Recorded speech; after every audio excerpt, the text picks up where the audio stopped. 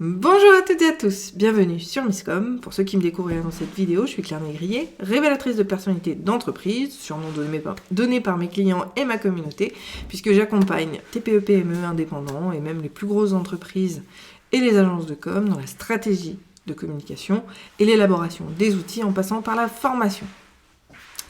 Sur Misscom, on se retrouve depuis 4 ans, quasiment quotidiennement, pour parler justement de sujets de communication afin de vous donner véritablement les bons réflexes ou les bonnes réflexions pour mener vos actions correctement. J'ai toujours trouvé rien de pire que de voir des entrepreneurs qui font du do-it-yourself et qui se plombent parce que oui, une mauvaise communication va tuer une entreprise alors que ne pas communiquer n'y fera rien, mais l'idée c'est quand même que vous communiquiez au mieux. Donc cette semaine justement, on repart aux bases, parce que c'est souvent la période de fin d'année, c'est souvent une période de bilan, c'est souvent un moment où on va essayer de prendre le taureau par les cornes et de faire les choses convenablement. Donc moi, pour cette rentrée 2022, je vous propose de revenir aux basiques, encore une fois, et de voir pourquoi la stratégie de communication est indispensable pour votre communication et plus largement pour votre entreprise. Donc si vous avez des questions sur le sujet que je puisse aborder pendant la semaine, je vais y arriver, n'hésitez pas à les partager en commentaire. Vous pouvez également me contacter à claire@misscom.fr ou bien encore en message privé sur Facebook, la page ou le profil avec la même photo qu'habituellement et que vous pouvez retrouver partout puisque j'utilise bien évidemment la même. On a déjà vu d'ailleurs ce sujet-là, mais on y reviendra peut-être une autre fois sur la com institutionnelle. Donc, pourquoi la stratégie de communication est-elle indispensable ? Premièrement, c'est pour pouvoir choisir les bonnes actions. Ça reste un élément indissociable à votre entreprise, à la vie de votre entreprise. Votre communication va être calée sur la vie de votre entreprise, d'accord ? Donc, il y a des cycles, on en a déjà parlé, il y a des moments où ce sera plus intense que d'autres et c'est normal puisqu'il y a des périodes où vous allez chercher à vendre, où vous vendrez plus et d'autres où vous vendrez moins et il faut arriver à essayer d'équilibrer tout cela par le biais d'une bonne communication. Donc le principe d'une stratégie, c'est de pouvoir savoir qu'est-ce que vous allez faire, à quel moment, auprès de qui, bien évidemment, et de quelle manière, en tout cas, avec quel message. La communication, je vous le rappelle, de base, c'est un émetteur, un récepteur et un message qui va de l'émetteur au récepteur. On est vraiment sur une dimension unilatérale, c'est-à-dire que le message ne part que dans un sens. Alors, justement, grâce aux médias sociaux et à votre présence sociale sur Internet, on peut avoir un retour d'ascenseur, c'est-à-dire que l'utilisateur et que le récepteur va pouvoir vous renvoyer du feedback vis-à-vis de vos messages. Là encore, ça fait partie de la stratégie de savoir où vous allez. Donc stratégiquement, votre communication, schématiquement, on va avoir plusieurs éléments que l'on va travailler. Ça reste indispensable. Premièrement, votre environnement, qu'il soit interne ou externe, il faut pouvoir l'analyser suffisamment pour pouvoir prendre en considération ces éléments-là. Alors beaucoup font l'amalgame avec le persona qui est bullshit aujourd'hui.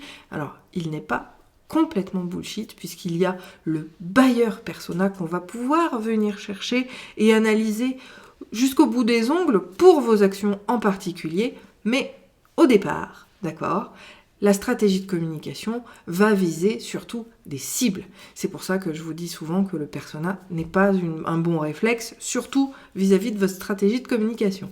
Bonjour Sylvain, pour ceux qui me retrouvaient, n'hésitez pas à me faire un coucou en commentaire, ça me permettra de prendre votre situation en exemple dans ce live ou dans les prochains, et puis également de me sentir un peu moins seule, donc merci à toi Sylvain. Pourquoi la stratégie va être indispensable aussi, c'est que vos actions, même si, je le dis très souvent, votre communication ne doit jamais avoir d'objectifs commerciaux, parce que l'idée c'est de diffuser de l'information et absolument pas de travailler les chiffres. Néanmoins, d'un point de vue stratégique en amont de votre communication, bien évidemment qu'il va falloir la baser sur différents éléments de votre entreprise. Donc là, on sort du cadre de la communication et bien sûr que ça va nourrir votre chiffre d'affaires, vos ventes, mais pas que. C'est bien l'intérêt de déterminer des objectifs uniquement de communication. Puisque, la problématique de trouver des clients pour une entreprise, hein, donc on est dans la stratégie d'entreprise, au-delà de la communication, eh bien c'est en amont, d'accord, d'une audience. C'est une audience qui n'est pas acquise, l'idée c'est d'aller toucher des gens qui ne nous connaissent pas, d'accord ? Donc forcément, l'objectif de communication qu'il y a derrière, ça va être la notoriété, ou en tout cas les objectifs cognitifs, ceux de faire connaître vos produits, vos services, etc. Si l'entreprise n'est pas connue, comment voulez-vous qu'on achète vos produits ? Donc, d'un point de vue commercial, on va commencer au tout début, d'accord ? À tous ceux qui ne vous connaissent pas. Donc ça, ces actions-là, elles vont être effectivement intéressantes. On va retrouver nos 3 fameux objectifs de communication cognitif, affectif et conatif, d'accord ? Parce que c'est le tunnel d'acquisition. C'est le fait de convaincre progressivement les gens. Encore une fois, je vous le remets vis-à-vis d'une personne, d'accord ? Ce que vous rencontreriez en soirée dans la rue, peu importe, on rebascule ça sur un plan humain. Vous n'allez très certainement pas aller dire à la personne « achète-moi ma paire de chaussettes » alors qu'elle vous connaît ni Dave ni Dadan. La personne va partir en courant. Non, on va d'abord connaître la personne, on va s'en approcher, on va échanger ensemble et il va se passer un certain temps avant qu'on puisse lui présenter nos produits et services et encore plus pour qu'elle les achète. Donc, le principe de la stratégie, c'est aussi de savoir comment vous allez aller toucher vos clients, par quels moyens, par quel message, et effectivement, ça prend en compte cette notion environnementale. Donc ça, c'est tout l'amont de la stratégie de communication. C'est ce qui se rapporte au marketing, justement, puisque c'est là qu'on va utiliser toutes les données démographiques, les données utilisateurs, toutes les données consommateurs, toutes les études que l'on va faire, puisque ça, c'est le marketing, vont nous servir là à l'analyse des bons process et des bonnes actions à mener. En tout cas, c'est le premier point, puisqu'il prend en compte un certain nombre d'éléments sur, notamment, sa cible. Vous avez également, dans cette notion stratégique, la notion de l'instant T. Tout ce qui va être de l'animation. Cette animation-là, vous voyez, elle sert absolument pas, ou en tout cas pas directement, le but commercial d'une entreprise. Il s'agit là de pouvoir répondre présent à l'instant T à tout le monde. Alors quand je dis tout le monde, ça peut être ses collaborateurs, ça peut être ses fournisseurs, ça peut être ses clients, ça peut être ses prospects, ça peut être sa communauté. Vous voyez, on a plein de cibles différentes. C'est pour ça que la stratégie va pouvoir mettre en exergue les objectifs que vous voulez atteindre, auprès de quelles personnes, parce que comme vous pouvez l'entendre, il y en a plein de différents, par rapport à quel message. Donc là, on en arrive sur le 3e plan de la stratégie de communication. Donc ce 2e plan, il va vraiment pouvoir vous permettre de définir à qui vous allez vous adresser et surtout comment. Et le comment, ça peut être le mode de diffusion. C'est pour ça que l'outil de communication va venir vraiment à la fin. Malgré tout, le comment, on va pouvoir déterminer et lister, je dirais, tous les potentiels lieux de rencontre de votre audience dans ce 2e volet de la stratégie, et ainsi que les différents messages qui vont être opportuns. Alors on ne rentre pas dans le détail, puisque le message, c'est effectivement le 3e opus, le 3e partie d'une stratégie de communication, c'est de déterminer les différents messages que vous allez pouvoir diffuser. Sur une stratégie globale, le dessin est assez simple et se met en forme, je dirais, sur un planning. Alors, il y a plein d'éléments différents, là encore. Moi, on le voit d'ailleurs dans ma formation, je vous le rappelle, comme je suis organisme de formation, c'est pris en charge par les OPCO, c'est financé, donc vous pouvez tout à fait vous faire financer la formation et avoir véritablement cette stratégie pour vous, pour votre entreprise, de manière personnalisée, et surtout pour pouvoir le faire sur le long terme, parce que l'idée, c'est pas de le faire qu'une seule fois, cette notion de stratégie, parce que le message, même si pour la stratégie de communication institutionnelle, votre communication vitrine, celle que vos clients, vos futurs clients et les gens qui vous découvrent vont voir, celle-là, elle va bouger, mais de manière peu significative dans l'année. Par contre, d'une année à l'autre, effectivement, il faut faire le point, c'est pour ça qu'on l'aborde aujourd'hui, pour pouvoir redéfinir les informations. Je vous prends un exemple. Grâce, ou plutôt à cause, peu importe, ça dépend dans quel sens on le voit, le Covid a remis beaucoup de choses en cause, d'accord? Votre identité probablement, la façon dont vous communiquez, a beaucoup remis en cause également les critères de sélection de vos clients potentiels.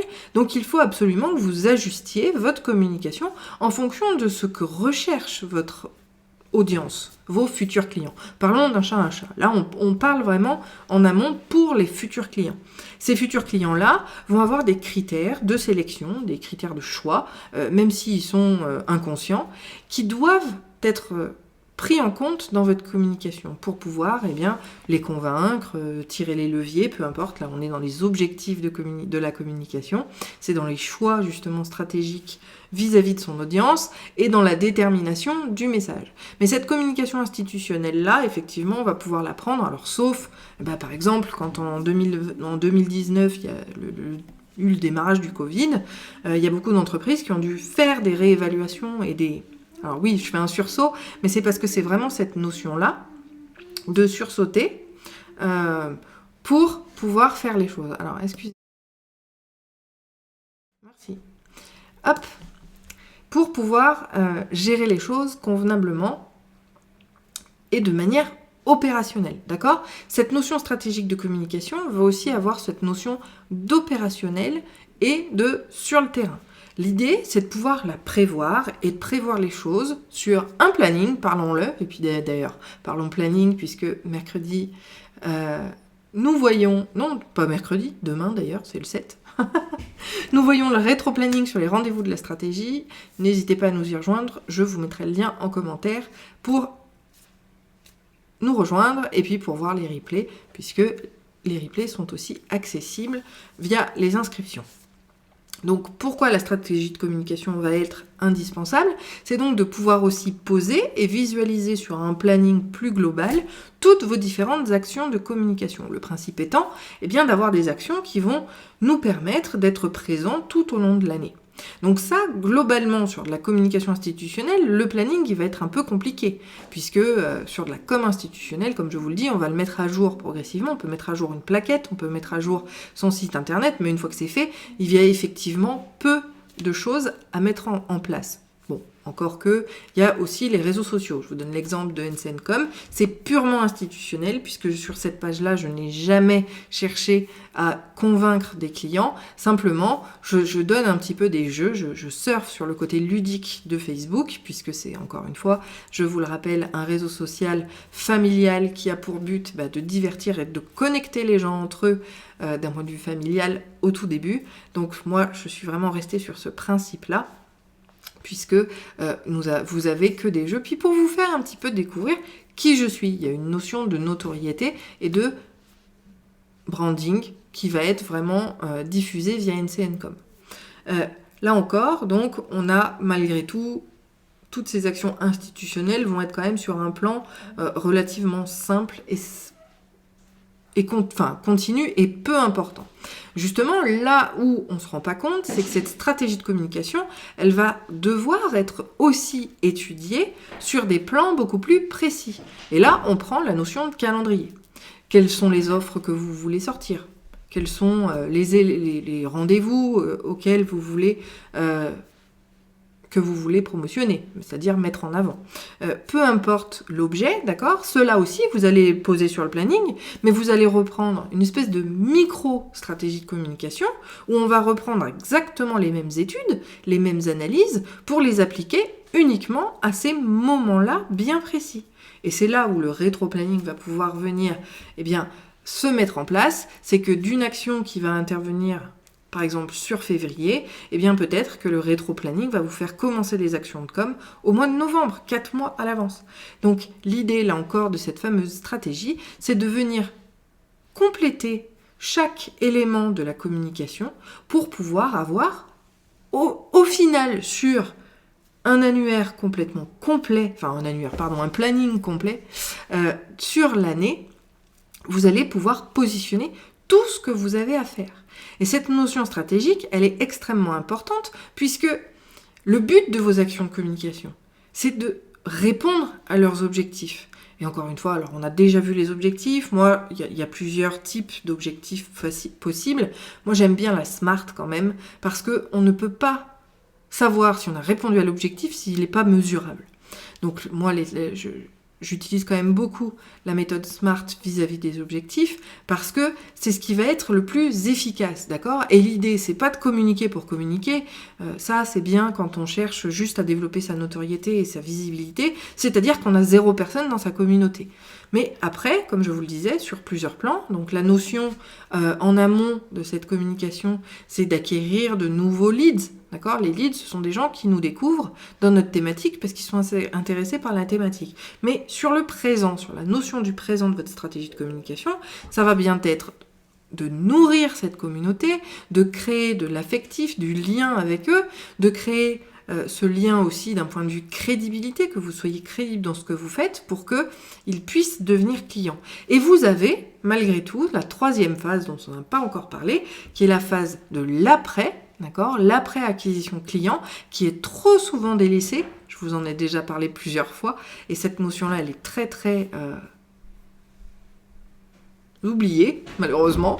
Je me suis mal exprimée. Elle est beaucoup oubliée par de nombreuses personnes parce que dans l'après, ça va nourrir tout le reste.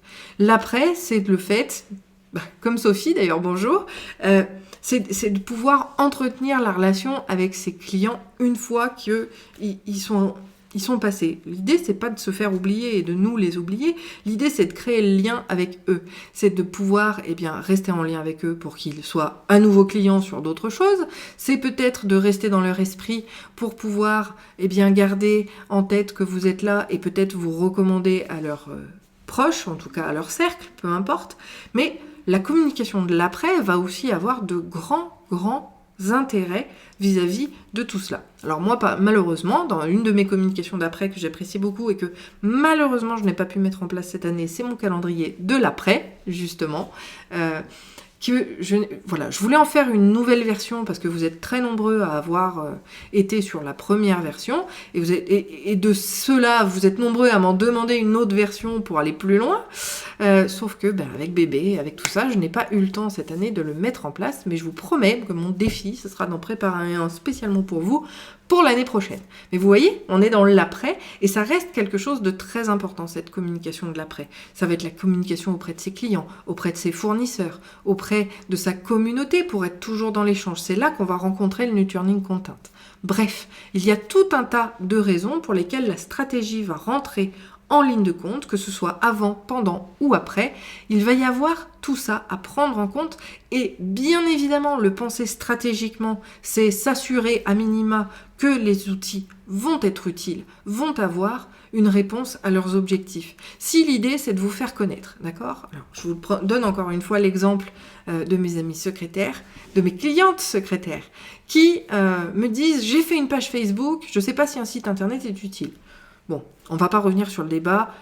Une page, c'est pas un site, et un site, c'est vraiment la référence de votre vitrine sur Internet. Donc, ne me dites plus jamais, pour ceux qui auraient vu la vidéo jusque-là, que vous voulez remplacer votre site web par une page, ce n'est pas possible. Mais celle-ci me disait, je vais faire une page Facebook. Je leur disais, d'accord, faites-la, mais à qui vous vous adressez ? Je n'ai eu qu'une seule cliente auprès de qui ça a réellement été utile parce qu'elle s'est spécialisée dans la sous-traitance des surcharges des secrétaires. Parce que, au final, les seuls fans de sa page étaient d'autres secrétaires. Alors, à part leur donner les clients que vous avez, donc la stratégie en termes de clients, leur donner la stratégie de communication parce que vous allez communiquer sur cette page-là et votre retour client et la qualité de vos compétences, vous allez leur offrir le travail de veille sur un plateau. Au-delà de ça, elles ont... Allez, si, parce que j'en ai certaines qui m'ont dit, tu vois, j'ai des clients quand même par Facebook qui arrivent. Oui, 3 clients en 5 ans. On ne peut pas dire que c'est ce qui fera vivre une entreprise. Donc l'idée, c'est de choisir des actions de communication qui soient efficaces pour votre entreprise et pour servir un but de communication qui va réellement aller vers l'élan de votre entreprise. Encore une fois, on sert l'entreprise à travers la communication. Donc l'idée de la stratégie, ça va être aussi toute dans l'après, après-action, ça intègre aussi cette notion de prendre en compte ces actions, de faire une analyse des actions et de leur retour. Est-ce que ça a réellement été utile pour moi ? clairement? Est-ce que ça a répondu à l'objectif? Parce que si la réponse est non, c'est que c'est un outil de communication qui vous fait perdre du temps et de l'argent absolument pour rien. Donc là encore, la stratégie va venir vérifier que tout est OK pour vous, que tout est OK dans ce que vous faites et pourquoi vous le faites. Encore une fois, mes vidéos Niscom, que je fais depuis 4 ans, on attaque la 5e année le mois prochain, ils ne sont pas là à proprement parler pour recruter des clients. Absolument pas. Mes vidéos ont été là parce que j'en ai eu marre. J'avais besoin, alors je le faisais déjà à travers le mailing, enfin les mails parce que je répondais aux interrogations, je le faisais sur des forums où j'avais créé un fil rien que pour toutes les questions des entrepreneurs sur la communication, et puis finalement je me dispatchais et je m'éparpillais, je répondais souvent aux mêmes questions, donc j'ai décidé de mettre en place Miscom, non pas pour me trouver des clients, absolument pas, mais pour vous donner les bonnes pratiques, les bonnes bases pour créer votre communication vous-même. Après, c'est sûr que ça va servir d'un point de vue qualitatif, c'est-à-dire qu'on me voit comme experte de la communication, ça va également nourrir, développer ma notoriété, donc vous voyez, ce sont des sous-objectifs. Mais ces sous-objectifs-là, dedans, il n'y a pas le recrutement de clients, même si j'ai quelques personnes qui sont arrivées et qui m'ont fait confiance pour les accompagner dans leur communication à travers ces vidéos-là, donc je vais pas cracher dessus, bien évidemment. Mais mon objectif de départ, c'était surtout l'éducation des entrepreneurs et des TPE-PME pour leur communication. Et après, ça sert plein d'autres objectifs que l'on verra plus tard. En tout cas, voilà pourquoi la stratégie de communication est indispensable à réfléchir pour votre entreprise. Contrairement à ce qu'on peut penser, c'est pas uniquement avant de lancer son entreprise, c'est vraiment tout au long de la vie de celle-ci. Et si vous voulez en savoir plus, je vous invite à me contacter ou à commenter pour me poser vos questions. On découlera justement ces différentes idées tout au long de la semaine. Donc je vous invite vraiment à partager vos réflexions pour qu'on puisse en discuter sur les prochaines vidéos. Si cette vidéo vous a plu, n'hésitez pas à mettre un pouce en l'air sur YouTube, un petit cœur sur Facebook. Si vous pensez qu'elle peut intéresser quelqu'un dans votre communauté, n'hésitez pas à lui partager. C'est vraiment mon but, c'est vraiment de vous éduquer et d'éduquer ceux qui auraient du mal à communiquer. Et puis, on se retrouve demain pour la suite. Je vous souhaite une très bonne journée, un très bon appétit. Bye bye.